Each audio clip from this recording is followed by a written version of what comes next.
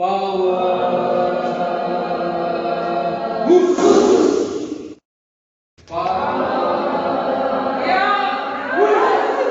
siang semuanya.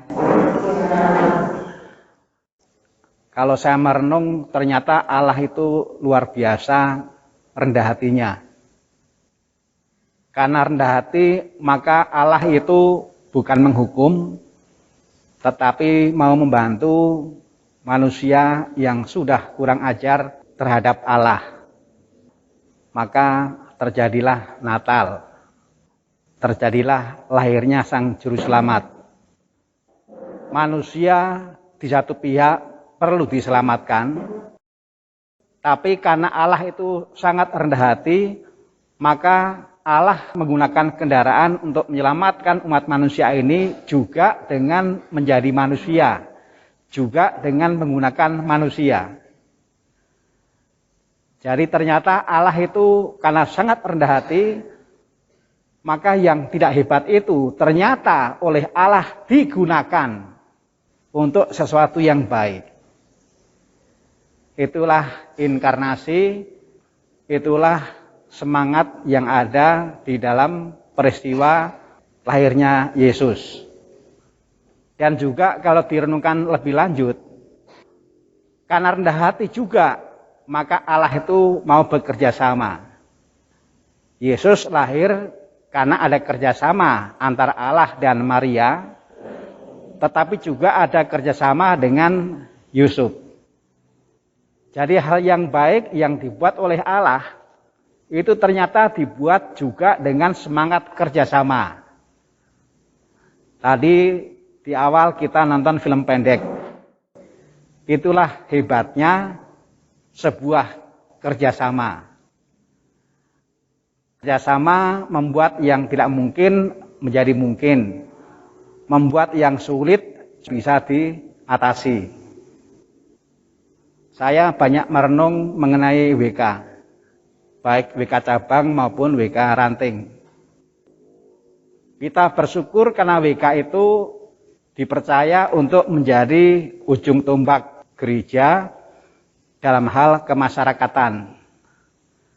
Kita bersyukur karena pada umumnya sudah paham bahwa WK itu organisasi kemasyarakatan. Maka kegiatan yang dominan sifatnya kemasyarakatan. Mengelola WK, entah WK cabang maupun WK ranting, memang bukan hal yang mudah. Memang yang baik sampai kapanpun tidak selalu mudah. Tetapi yang tidak mudah itu bukan berarti nggak bisa. Kita banyak belajar dari Allah. Ternyata sikap rendah hati itu menolong banyak sekali. Saya banyak belajar juga dari WK yang ada di paroki ini, termasuk juga WK Ranting Sukamulya. Saya merenungkan mengenai Allah yang beserta. Saya merenungkan WK Ranting Sukamulya dengan menggunakan kacamata Allah yang beserta. Yang saya rasakan adalah kegiatan kemasyarakatan yang dilakukan oleh WK Ranting Sukamulya itu adalah wujud konkret Allah yang beserta. Saya mau belajar dari Allah yang karena rendah hati maka mau memberdayakan. Allah memberdayakan manusia untuk menyelamatkan manusia. Saya juga mau memberdayakan kegiatan kemasyarakatan WK Ranting Sukamulya untuk meneguhkan tetapi sekaligus juga untuk memberi inspirasi. Siapa tahu juga berguna bagi WK-WK yang lain. Ini bukan yang sempurna. Kalau kita mau belajar dari yang sempurna ya susah. Tapi kita belajar dari yang ada saja. Saya terinspirasi oleh peristiwa di mana Yesus menghadapi 5.000 laki-laki, nggak terhitung perempuan dan anak-anak. Semua kelaparan. Para murid tidak melihat apakah ada potensi, apakah ada sumber daya yang bermanfaat untuk membantu mengatasi masalah ini. Mereka tidak melihat. Maka kemudian menyuruh kepada Yesus supaya orang-orang ini diminta untuk pulang, cari makan sendiri-sendiri. Tapi Yesus mengatakan tidak. Kamu harus memberi makan, kamu harus bertanggung jawab. Lalu Yesus bertanya, di antara mereka ada apa? Yang ada adalah 5 roti 2 ikan. Dan itu bekal anak. Kita bisa membayangkan, 5 roti 2 ikan bekal anak. Dan yang lapar ini banyaknya bukan anak-anak. Jumlahnya juga tidak sedikit.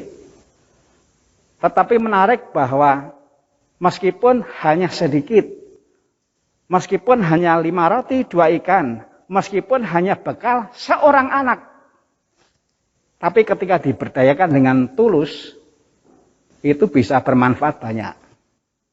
Saya menghayati bahwa pengalaman kegiatan kemasyarakatan WK Ranting Sukamulya tidak hebat. Saya percaya WK Ranting Sukamulya juga seperti itu, tidak hebat. Tetapi kita mau belajar dari Allah, kita mau belajar dari Yesus. Yang tidak hebat juga kalau dihargai bisa bermanfaat. Maka saya mau bersama yang lain pada siang hari ini belajar. Selalu ada sesuatu yang baik yang bisa kita timba, asal kita punya semangat belajar. Nah, saya minta kesediaan Ibu Ika untuk maju ke depan. Saya akan ngobrol, lalu setelah saya ngobrol sebentar dengan Ibu Ika, nanti akan dibentuk kelompok kecil. Kelompok kecil itu nanti sharing. Sharingnya satu, apa yang bisa ditimba dari sharingnya Ibu Ika. Lalu yang kedua, mengenai pengalaman kegiatan kemasyarakatan yang dilakukan oleh WK Ranting masing-masing.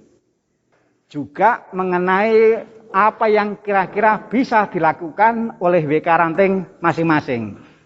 Termasuk di dalamnya nanti diobrolkan bagaimana cara bekerja samanya. Obrolan saya dan Ibu Ika ini mudah-mudahan memberi inspirasi untuk menjawab pertanyaan yang nanti kita diskusikan di kelompok kecil. Cukup terpahami ya? Silakan Ibu Ika maju ke depan. Tepuk tangan dulu supaya yang tidur bangun. Kita menggunakan Ibu Ika supaya gratis. Iya, kita alirannya gratisan. Baik, selamat pagi Ibu Ika. Selamat pagi Romo. Ya, Ibu Ika dari WK Ranting Sukamulya.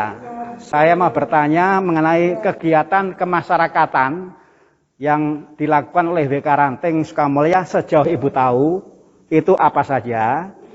Lalu untuk berkegiatan itu kerjasamanya dengan siapa? Syukur-syukur juga nanti sekaligus mengenai bagaimana sih memulai kerjasama itu. Kan pasti ada awalnya kan? Iya, nah, cara memulainya tuh dulu bagaimana Bu?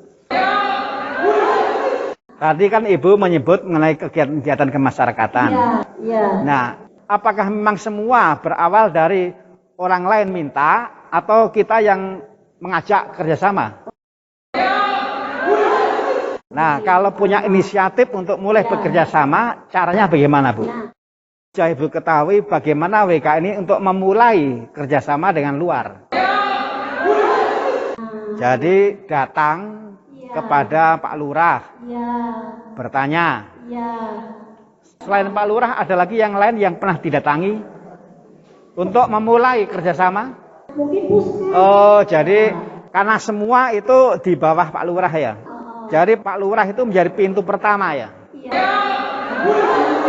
Baik, jadi pertama-tama kita harus tahu secara organisatoris kalau berbicara mengenai kemasyarakatan yang dihubungi adalah siapa yang paling tinggi dulu supaya nggak terlangkahi ya. Iya, tidak melangkahi. Ya, baik Bu, terima kasih.